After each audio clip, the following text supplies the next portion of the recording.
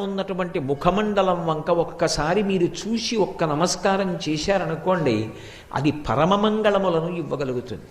రెండు, హనుమ యొక్క ఉపాసనలో ఉన్నటువంటి అత్యద్భుతమైన విషయం, ప్రతిరోజు హనుమ యొక్క ముఖాన్ని ఎవరు చూస్తారో, ఎవరు ఆయనకి నమస్కారం చేస్తారో అటువంటి వారి యొక్క అజ్ఞానము తొలగిపోతుంది.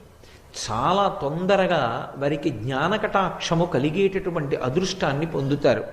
ఎందుచేత అంటే ఆయన భర్గస్వరూపుడై ఉంటాడు అని పరాశర సంహితలో ఆయన యొక్క ఉపాసన రహస్యాన్ని చెప్తారు.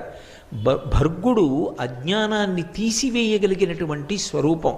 గాయత్రీ మంత్రంలో బీజాక్షరానికి అధిదేవత. అటువంటి భర్గస్వరూపుడైనటువంటి హనుమ యొక్క ముఖాన్ని, ఆయన యొక్క రూపాన్ని ఎవరు చూస్తారో వారికి మంగళములు ఇవ్వబడతాయి.